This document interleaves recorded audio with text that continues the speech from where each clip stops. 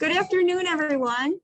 I am truly excited to have you here and to be with you today. And I'm excited that this is being recorded. So for those of you who are not watching us live, I'm honored that you're taking your time to watch. My name is Heather Lyon. I am the Assistant Superintendent of Curriculum Instruction and Technology in Lewiston Porter. I also, my last name is Lyon. I'm not a Bengal, but I feel like an honorary Bengal because I've been connected to Buff State for the past decade, and it genuinely has impacted who I am, both as a human being and as an educator.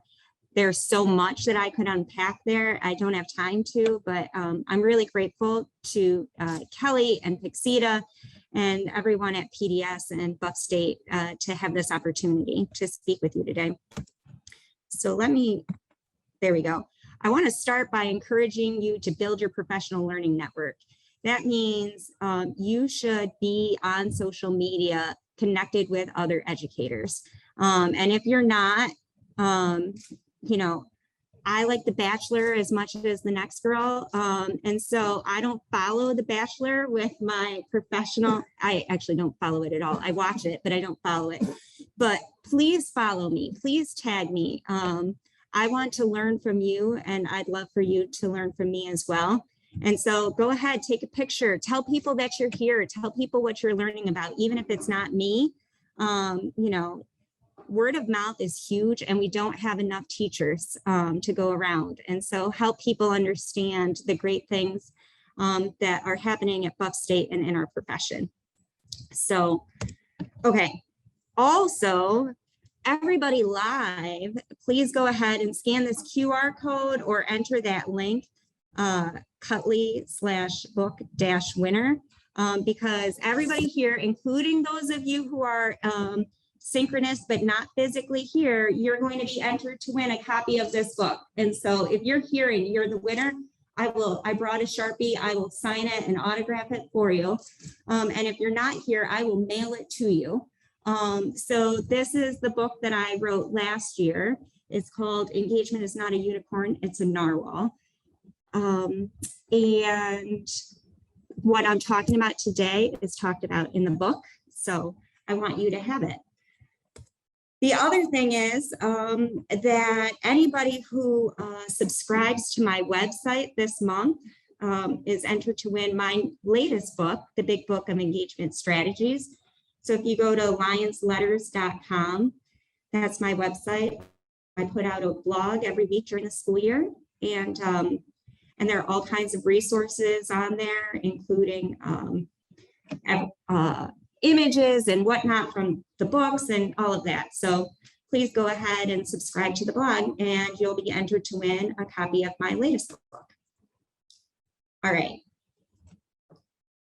At the end of this slideshow, see how interactive this is, everyone? It's 2021. At the end of this slideshow, I'm going to have opportunity for question and answer. So that link, if you have any questions or anything that comes up, any feedback that you want to give, you can go ahead and type that in, and it will come up at the end. Are we ready for the next slide? Are we good? Okay. So here's a question for you.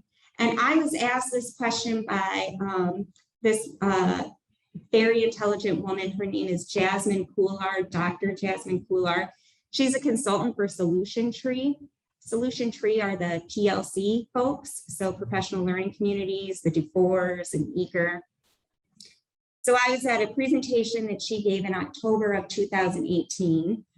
And Jasmine asked, what is learning? So I'm going to give you a moment to think about that question. What is learning? How would you answer that if somebody asked you that question? What is learning?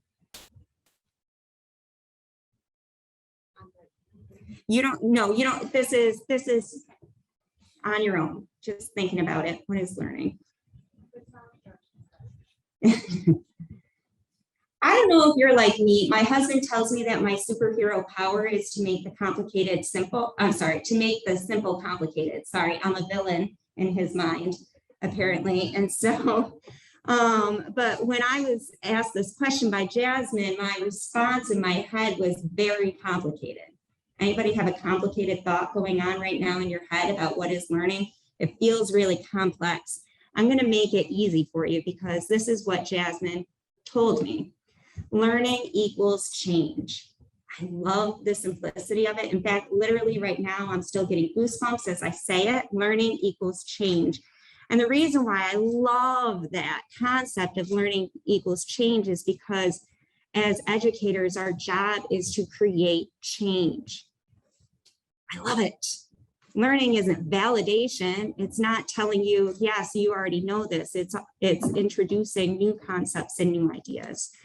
And so the reason why this is important is because that I hope by the end of my time with you that you have changed. And there's only one way to know that, and that is to establish a baseline. So the next few slides are about establishing a baseline. This is where you are now, the starting line. Okay, so what is your current understanding of these terms? This is what this presentation is all about. These 4 terms. This is it: curriculum, assessment, standards, and instruction. What is your current understanding of curriculum, assessment, standards, and instruction? And so now you can enter in your response to any of those things: curriculum, assessment, standards, and instruction. And my fingers are crossed because I've never done this before. I'm hoping that your responses will generate live on the screen. Did it open up for you? Did you access something where you can type it in? Yes.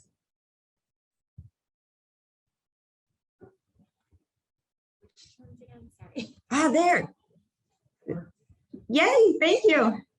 So it's curriculum, assessments, standards, and instruction. So like, what is curriculum? What are standards? Great.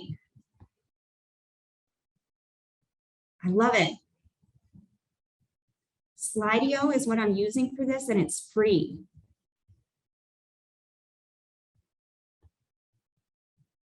They measure different types of information used in classrooms, districts, and states. The things that happen in schools. Standards are the outcomes. Assessments are how we measure. Curriculum is how we meet those standards. Assessments, how we determine where the kids are in their learning. Great. Assessment, whether formative and summative, assessment allows you to ensure students are meeting learning objectives. The thing about these terms, and keep typing if you're doing that, and thank you for your participation. The thing about these terms is that people get them wrong all the time. And it creates angst, makes people mad. And so when the Common Core standards rolled out, people got really upset. We'll talk about that more in just a moment, but I'm going to move on to the next slide here, because the next slide is a matching game. You can't draw it. There is not going to be anything interactive that would allow you to draw it. But imagine that you could, draw a line from assessment, and where would assessment go? Is assessment for teachers fully autonomous? Is there some autonomy, or is there no autonomy? What about curriculum, instruction, and standards? Think about it. Where is there full autonomy, some autonomy, and no autonomy? We're going to come back to this slide and the question about what is the difference between these things at the end. Does everybody have a sense of where their lines would go? Thanks for the visible. Thank you. I appreciate it. Okay. And I think this is what our New York State Teacher of the Year talked about.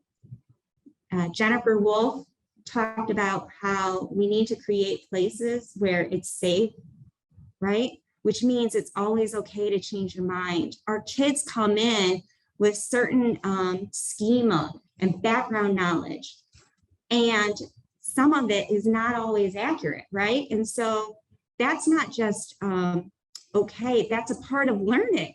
And so we need them to be able to change their minds. And I'm looking at the audience and seeing some science folks out there and knowing that modeling in science is really important, and starting with where is the thinking right now, and then giving students that opportunity to change that model over time. Okay. Before I go any further, I want to talk about this concept of educational lottery. This concept, again, is touched on by Rick and Becky Dufour, Bob Eager, in their PLC work. An educational lottery means that it's the luck of the draw how you're going to do in school. Meaning that teacher A can assign this, and teacher B, even though teacher A and B both teach the exact same course, they're assigning different assignments, they're grading them in different ways, and the grades that you end up getting are completely at random depending on the whim of that teacher. I refer to that as individual districts. How many districts are there in a single school district? And so, because when each individual teacher has that ability to make those individual decisions, they are themselves their own district. And that means there's an educational lottery. It's the luck of the draw. And so how do we create systems where there is autonomy for teachers in the right places so that we minimize that risk of an educational lottery? So here we go. We're on a learning journey. We are taking a cross-country trip, y'all. Here we go. We are going to go from New York to Los Angeles. Ignore this. Those of you who are social studies or geography people, you know this doesn't end up in Los Angeles. This is just an image. And so, but it's going from New York to California. And on this trip, this is a business trip. In other words, we did not get to decide we're going to Los Angeles. We were told for work, this is where you're going. All right. And so I want to stick with this metaphor throughout this explanation of the differences between curriculum, instruction, assessment, and technology. Nope, that's my title. Curriculum, instruction, assessment, and standards. So we start with standards because standards are the destination. So when we think about this analogy of a cross-country trip, the destination is told to us. We do not have, no teacher in New York State has autonomy over standards. They're not, no school district, no principal, no board of education has any say over what those standards are, because that is a top-down decision. It's not a local decision. What's determined locally, because there are way too many standards to teach, is how you're prioritizing those standards. But whether or not, or what those standards are, that's not a choice. And so that's why this is a business trip and not a personal trip, because you're told what the destination is. Curriculum, on the other hand, is not the destination. Curriculum is the vehicle that you use in order to get to that destination. And by the way, New York State is a state that will not tell a school district what vehicle to take. That is a local decision. Some districts make it as global as it is top-down district office. Some person or people, some committee decides what the curriculum is. In some instances, individual teachers can decide what the curriculum is. I hope that I have already imparted to you why that could be a dangerous decision to make. But nevertheless, it's the vehicle, which means that District A and District B had the same destination. They're both going to Los Angeles, but District A said, we're going to use a car to get to Los Angeles. And District B said, they're going to use a bus, because there are so many different vehicles that can be used to get to that destination. That's really critical here, because when you confuse standards and curriculum, you confuse where the control is. And that is why when the Common Core came out, there was all kinds of pushback against the standards, but really, people were confusing standards and curriculum. People didn't like the modules that were selected. But really, teachers were not opposed to the standards being changed. They were opposed to the timeline in which the standards changed, but not the rigor of the standards. They were cranky about how it all happened. And so that got miscommunicated to the general population. So parents got really angsty about the standards. People wanted to fight back against the standards, but they were fighting against the wrong thing. They were fighting against curriculum, and they were saying that they were upset about standards.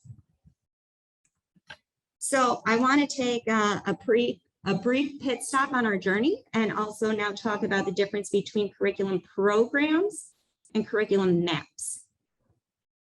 Curriculum programs are things that you purchase. Programs are a resource, but it's not the curriculum. The curriculum is what you make of that program in your setting.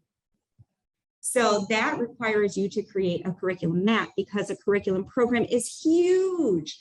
It is a one-size-fits-all. When we're talking about a core curriculum, so what all students get, core curriculum is designed like a one-size-fits-all shirt. And so what the people at home don't know necessarily, unless you know me, is that I am short. And so like the people sitting here, they can barely see me over the top of my computer screen, but I have to stand here because I'm short. My husband is a foot taller than I am.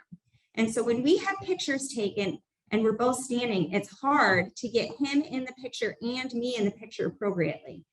And if we were to buy a t-shirt that was meant to fit both of us, we could not buy one that was designed for me. It would not fit him. And so he looked like the Incredible Hulk or something in that shirt, which maybe that's what he was going for. But so we have to buy the shirt for me, but it's going to look ridiculous on me. It will come to my knees. It will be very big. And so how do we make this t-shirt that was designed for anybody fit people who are not the right size for that? We have to customize it. And that's what the curriculum map does, because the curriculum map takes this one-size-fits-all t-shirt and allows you to tailor it and customize it in order to fit the kids who are in front of you. I want to make a quick caveat before we get back on our journey, and to say that what I just told you about curriculum program and the need to customize using a curriculum map is critical for core instruction. But when you buy something for an intervention purpose, tier 2 or tier 3 instruction, that tier 2 or tier 3 program that you purchased was customized and designed to work with people who are not the one-size-fits-all people. It's like buying a petite instead of a one-size-fits-all. So you don't customize that petite after you buy it, because it was designed to work with people who you are purchasing it for. Customize for tier 1, it's huge. Use as is for tier 2 and tier 3. That's the design of it through research. All right, so now we're at the instruction phase. So standards, destination, curriculum is the vehicle. Instruction is the path or route you take that vehicle down. So everybody in here, we're working in the same district. We all have a car. I'm going to be Oprah. You get a car, you get a car, you get a car. Everybody gets a car. Well, the question is, with that car, what path are you going to take? Because there are many different pathways in order to get from New York to Los Angeles. And this is the place where there is the highest level of autonomy. And here's the reason why. There's actually two reasons.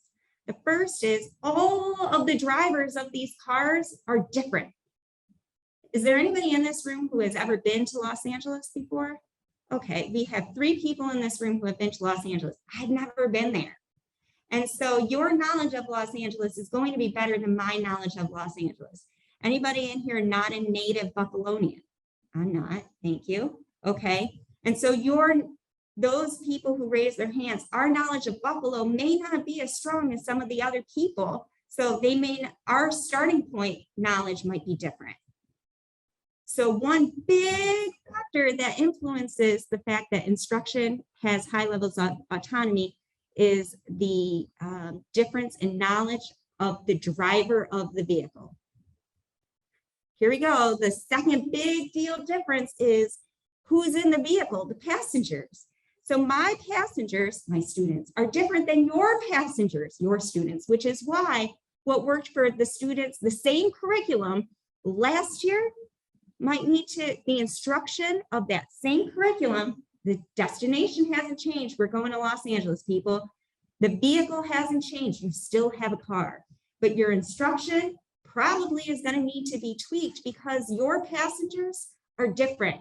And now you've been on that journey at least once, so your knowledge of the journey should be different. And that is why, even though every teacher in one district might have the same curriculum, their instruction is likely to look quite different because who they are is different from each other and their students are different. It also explains why first period might need something different than third period. The kids in third period and first period are not the same. And finally, we have assessments. So assessments have such a bad rap. Our panel this morning kind of, there were some comments this morning about the assessments and high stakes assessments, but high stakes assessments are just one form of assessments. It's not the only form. In fact, I'm assessing you all right now. Remember when I said, is it okay to move on? And then I was happy to see some thumbs up, or as I'm talking, I'm looking for eye contact and head nods and things like that. That's assessment. So as I say there's lowercase a assessment and capital A assessment. So capital A assessments are like the assessments, like high stakes things that we really don't have much control over, but we have oodles of control around lowercase a assessments every day, all the time. We choose. And so assessments are the GPS. It's where are we in relation to where we're going. And so, because it's really important if you're going from New York to Los Angeles to know that we do not have anybody in Florida right now. Like if there's somebody in Florida, we have a problem. And you only know that by assessing where the kids are. And so the more frequently you can assess and the less high stakes those assessments are, the more likely you are going to know where the kids are and they'll know where they are as well. I should have said this from the start. You're going to have access to all of these slides at the end, but I can't give them to you in the beginning because then you'll cheat. Like I'm giving you the answers right now. So, all right. So like I said, this information it's directly in my book. So it's so important to me that I put it in both books. And so it's page 143 and 144 in the Narwhal book, 121, 122 in the engagement strategies book. And then that QR code will take you to a blog that I wrote about these things. It just matters so much that we understand the difference between these four features and where there is and is not teacher control. Because like I said, if you're putting your energy into, oh, I'm angry with the standards, you're angry at the wrong stuff.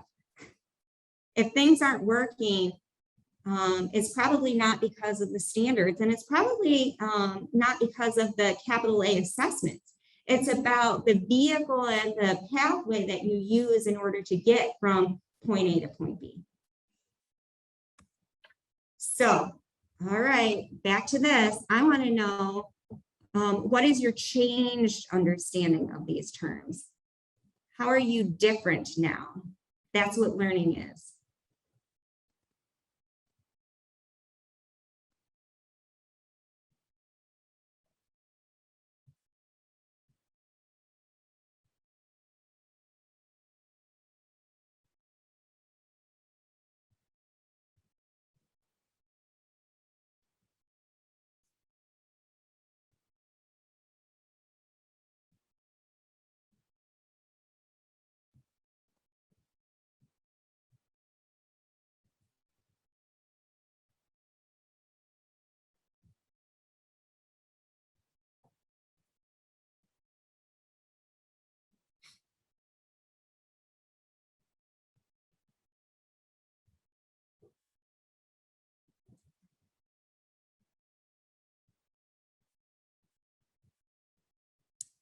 while you guys are contributing and taking the time to do that, thank you. I also want to go back to this concept of curriculum maps one more time. So the thing about curriculum maps is that most of the time, even, I hate to say this, I'm admitting a truth. Don't tell people. Actually tell everyone. That there is not enough training for teachers and definitely not for administrators regarding what curriculum is and isn't. And so I can say that this is my 22nd year in education. And when I look back at my undergrad, I'm a secondary certified teacher. That's my first certification is as an ELA teacher. Like I had maybe one course in curriculum, maybe, and everything was a blur because I was an undergrad. And so I was just, you know, at that point trying to wrap it up. And then even the courses that I had, I don't remember that they helped me very much really understand what I just gave you in about 10 minutes. And I'm saying this out loud because I've never had teachers come up to me and ask me, would it be okay if I map this curriculum? Like that's not a thing that people say. No teacher has ever voluntarily come to an administrator and said, ooh, me, I want to do that when it comes to curriculum mapping. So generally though, what happens is an administrator goes to the teacher and says, you need to map this curriculum. And that administrator, their background in curriculum mapping is probably no greater or better than the person who they're asking to map, meaning it's the blind leading the blind. And so we default to things like complete this spreadsheet. And by complete this spreadsheet, what people end up doing is copying and pasting. This is what it says in the teacher's manual, and I'm just going to copy and paste that down in this spreadsheet. This spreadsheet is not for me, the teacher, because I don't need it. It's already in the teacher's manual. It must be for what, the administrator? And that administrator has a lot of things that they're doing. There's no way they're looking at that curriculum map and they're definitely not using it. And so who is that for? So now I want you to think, and some of you are definitely not old enough for this. Some of you are digital natives. And so with a digital native, you boop, boop, boop, you have your, like, you don't even know that there used to be standalone GPS things that people bought to put in their cars. Like that was a thing. Now it's so silly because it's on your phone, right? My phone is really a computer with a phone app. Like I can use it as a phone, but I use it for many more things than that. But even so, how many of us enter in the address to wherever it is we're going and then never look at that map as we're going for the drive? That's silly. We would never do that. You would never enter the address and then set that aside and be like, okay, I'm good. No, you enter the address so that way you can find where you're going. And so once upon a time, you used to actually have to, you'd call up grandpa or something. How do I get there, grandpa? Or you'd buy an atlas or something and you get a highlighter and you would like map that out. And the way that you would drive to your destination is you would be driving and then you'd reference it. You'd reference it. That's what a curriculum map should be. It should be your reference to your, for your route.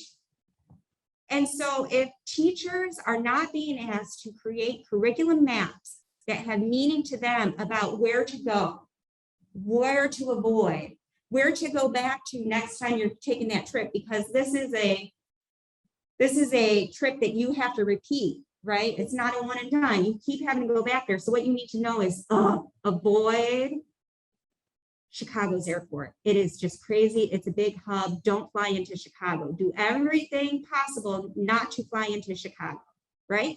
That's something good to know. Write that down type of thing, right? So those curriculum maps really should be the same as a map that you would use if you were taking a trip. It should be for the driver to use and refer to and take notes. If it's for somebody else, we're doing it wrong. And that's not a teacher issue. That's an administrator issue. Administrators need to understand what they're really asking of teachers, because that curriculum map should be for the person who's using it, not for some documentation of whatever copying and pasting. Nobody needs time. Nobody has time for that. And here's another piece. Oh boy. So here we go. The next piece is that teachers are paid to teach. I'm going to say that one more time, because then nobody's going to debate that. Teachers are paid to teach. Curriculum creation is its own full-time job. And so I don't know any teacher who has time, if they're a full-time teacher, during their full-time teaching day to create curriculum. I just don't know anybody who does that. Nor do I know teachers who have a skill set that really has had them dive deeply into the standards, and to understand the complexity that the standards require in order to create a curriculum. This is what I know. I know that teachers need great resources that they can customize, but creating something from scratch is not something that teachers are paid to or have time to do, because if they're doing it before, after work, on the weekends or breaks, that's not creating curriculum, that's creating burnout. And so this is my own personal opinion, I just don't know when teachers have time to be curriculum writers unless they're given time off to do that, paid time off to do that. And so what I strongly advocate for are really great resources and really great time to create great maps that customize those great resources to use with the great kids that you have in front of you. All right, so here's the matching game. You ready for it? Do you remember what you were going to do, where you wanted those lines to go before? Anybody make any changes now? So assessment, where do we think that should be? Full autonomy, some autonomy, or no autonomy? Loud and proud. Some autonomy. Do we have any supporters of some autonomy? Okay. Some autonomy. It's because we have no control over those capital A assessments, but lots of control over those lowercase a assessments. Where does curriculum go? How do we ensure that there is not an educational lottery? Oh, this one we have people a little quiet. Some? Do I have any supporters for some? Do I have any supporters for anything else? I'm going to say curriculum, you get no autonomy. Like, it's the vehicle. It's everybody gets the car. There should be lots of input into, I believe there should be lots of input into what vehicle is chosen, but once we choose the vehicle, you don't get to abandon your car and, get on a plane. So we need to ensure that the vehicle is consistent. Instruction, this one's easy, everyone. Where's instruction? Where's instruction? Are you saying that because it's you just keep repeating it? No, because I believe it. I believe that there's. Okay. Okay. Why not full? Because I believe that there are schools where the teachers are instructed to use certain instructional techniques and certain instructional ways, and they don't. Okay, so for those at home, the answer, the feedback was there are places where there are certain instructional strategies that are required in that school with those students. And so I would argue that instruction should be full autonomy. teachers should be trained, and there might be some specific strategies that they're supposed to use, but you have to be able to respond to the kids who are in that vehicle with you. And you also have to take into account your own experience too. And then standards, no autonomy. We don't get to choose. The only place where you have decisions to make with standards is how to prioritize them, because there are entirely too many. And so when there are so many, you have to get consistent with your colleagues about where the priority is. And so with that, I say, you know, what's neat to know, what's nice to know, and what's, like Elsa, let it go. And so the challenge is that there are many teachers who have been teaching for many years who were not necessarily teaching to the standards. And so when it comes to choosing what's need to know, nice to know, and let it go, they're doing that based on their own desire of what they like to teach. And it's likely an activity that may not be connected to a standard. So we have to go back to the standards. It's like, you know, why does every kindergarten student go to the apple orchard? There is nothing in the standards that says must go to the apple orchard. Or, oh, here we go. I went to my 8th graders, actually my 6th and my 8th graders open house last night. I live in I did not grow up in this area, so they go to a school that I did not go to. But I went to my daughter's 8th grade English class, and they had been reading The Telltale Heart. Now, I'm an English teacher, certified, like permanent certified. That's how old I am. So when I say I am an English teacher, I mean I am an English teacher, certified. Yeah, I'm 30 years older than my daughter, and I definitely read The Telltale Heart when I was in 8th grade. There is definitely nothing in the standards that requires them to read The Telltale Heart. And I was chuckling to myself because that 8th grade teacher, I am 100% certain, has been teaching The Telltale Heart for a really long time. He has been teaching longer than I have, but my guess is that he's been teaching that as long as he's had that textbook series that was in his room on his desk or on their desks. And I wanted to die because he was trying to teach about unreliable narrator, and I get it. And the reading level is appropriate. But I'm going to guess that we could all come up with lots of different ways to teach an unreliable narrator that would be 8th grade appropriate. And what if those kids had had some choice and voice about what it is that they read? Just saying, like, I'm going to say that if they had had different options about what they could read, there are some kids who probably didn't like The Telltale Heart.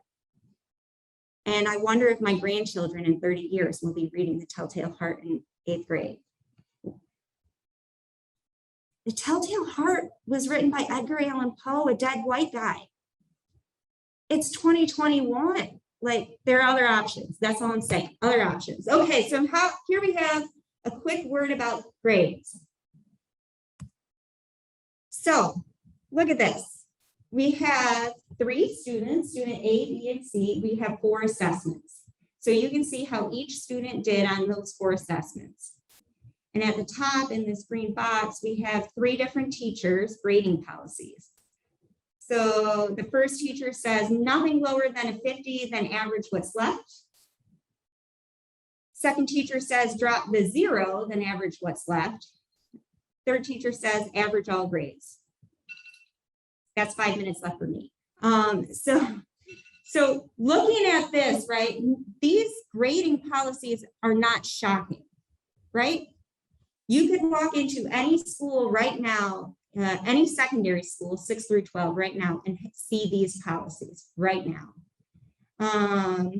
And this is an educational lottery. I cannot emphasize this enough. Each of these teachers is now their own district, because depending on the luck of the draw, which teacher you get, your grade is going to be different. Here we go. Ready for it? So student A for teacher 1 gets a 90, for teacher 2 gets a 90, for teacher 3 gets a 67.5. Same assignments, same grades, different policy. The only one where it's the same, and that's just a mathematical fluke, not by design, is student C's grades. And so I just want to say that grading policies matter. They matter just as much as our curriculum and our instruction matters. And those are the 2 areas where, and assessment, and those are 3 areas where we have the highest control. We also have control over how we grade kids. And if we are inconsistent about how we do it, we are inconsistent about our students' futures because these grades have impact on their outcomes. Student A could drop out in teacher 3's class. It's shocking. Okay, here we go. Finish line. Where are you now? So here's the summary. Learning is change. That's really all it is. And, you know, I can't take credit for that. That's Jasmine Kular. Standards are the destination, and that's not a local decision. Curriculum is a vehicle, and that is a local decision, but not one that will lead to autonomy. Instruction is the root, and that is a local decision based on the teacher and the students. This is the area of greatest autonomy. Assessments are the GPS. Some are local and some are not, and this is why there is some autonomy there. And when there is autonomy with grades, you have an educational lottery. And so